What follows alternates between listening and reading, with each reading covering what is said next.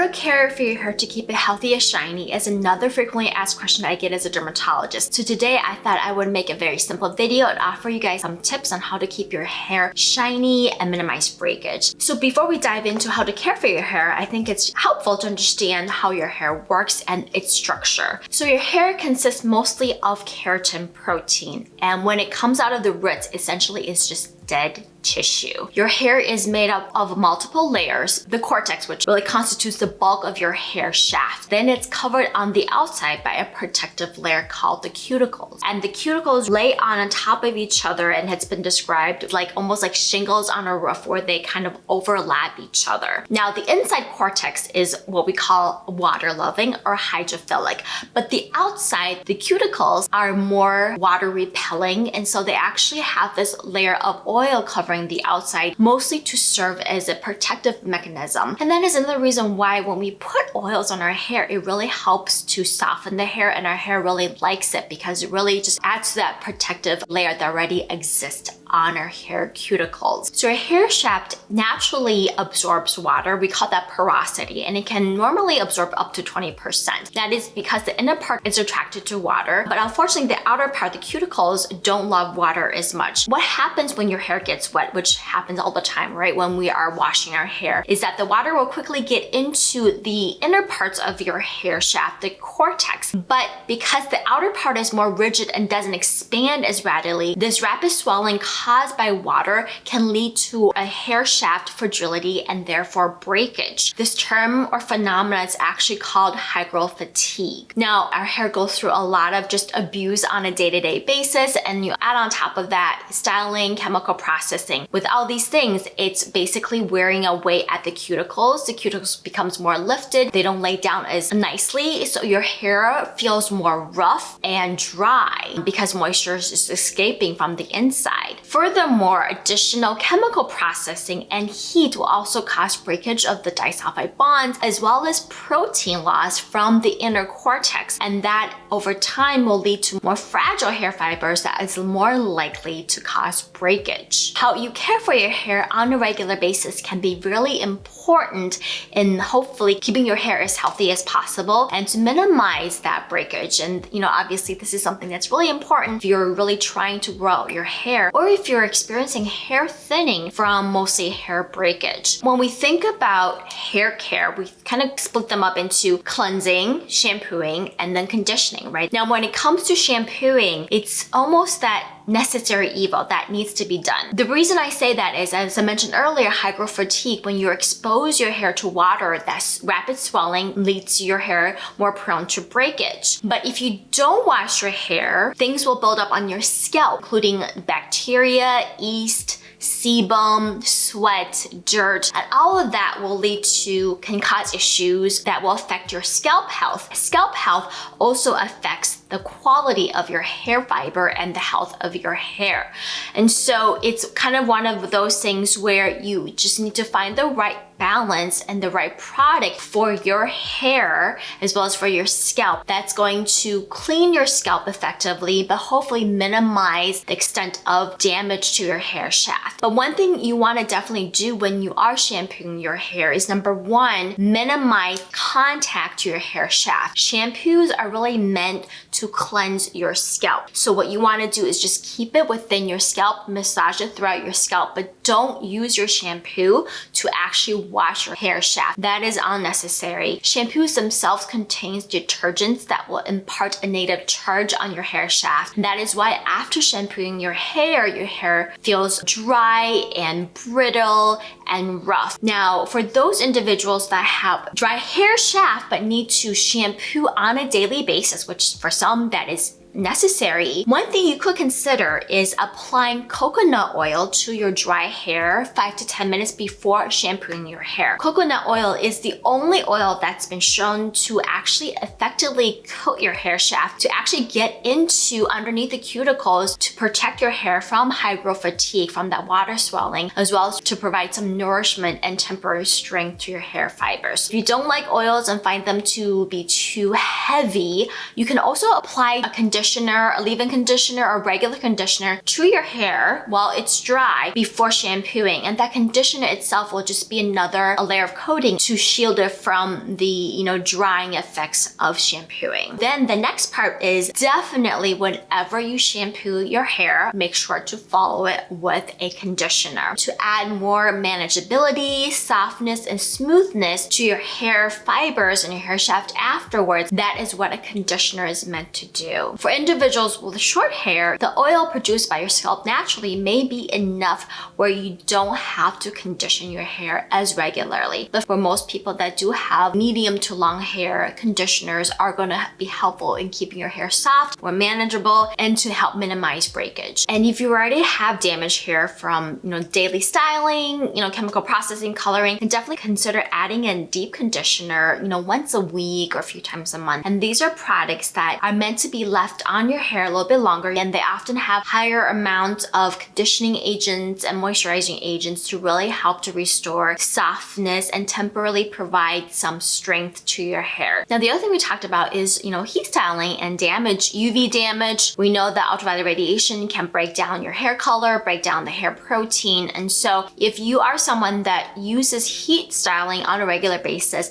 then definitely make sure you apply a heat protectant spray or product to your hair before you do that. And ideally look for one that contains both heat as well as UV protectant, so you get 2 in 1. If you are going to be outside for extended periods of time, there are sunscreens for your hair. Also consider wearing a hat to add some additional protection there. And last 2 tips I find that can be helpful is consider sleeping on a satin or silk pillowcase. Silk and satin have less friction coefficient compared to, say, cotton or other fabric. And what that means is they're going to be less abrasive on your hair. When we are sleeping, especially if you toss and turn a lot, that friction can definitely over time lead to a lot of hair damage. And so sleeping in a satin or silk pillowcase can minimize that friction. And 2, they don't absorb water as readily. And so if you already have pretty dry hair, cotton, for example, can absorb more moisture from your dry hair, leaving your hair feeling even more brittle and dry. So silk and satin pillow may help to combat that. One last thing that I've added into my routine that I find it to be helpful is using a special type of hair towel right after you come out of the shower to quickly wick away that water to minimize that swelling and to reduce the drying time that my hair needs, and therefore cut back on the amount of styling and drying that I would otherwise do with, say, a blow dryer. And one towel that I really liked is from Aquis, this copper shore hair towel. It allows me to wrap my hair up and you can secure it like a turban, but this is also made out of copper and a special type of fabric material that has been shown to quickly wick away moisture, cutting down on the drying time, and the fiber is less damaging on your hair. Okay, I want to share with you guys some of my favorite hair care products. To give you guys a little context, my hair is naturally fairly coarse and straight. I do like to color it on a regular basis. I'm currently giving it a break because it has been so damaged with all the balayage that I have been doing over the years. Because I have more damaged hair, the Briogeo line, their Don't Despair Repair line, I'm using their shampoo and conditioner, and I also have their deep conditioning treatment that I will use like once a week or a few times a month. I really like this line because I find it to be very gentle, very moisturizing and conditioning. Contains a lot of like fatty alcohols, plant-derived oils that are just very nourishing and makes my hair afterwards feel very soft and smooth. Another deep conditioner, if I really want to just make my hair feel softer in between hair washing, is the one from Amika, the Kure. This is a more of an intense hair mask, and so I'll use this a few times a month to leave it on. What I like about this product, it contains similar ingredients like shea butter, fatty alcohols, plant-derived oils. It really helps me to keep my hair feeling softer longer in between hair washing. So I don't wash my hair every single day, but because of that, my hair will, especially the ends, will start to get really dry and kind of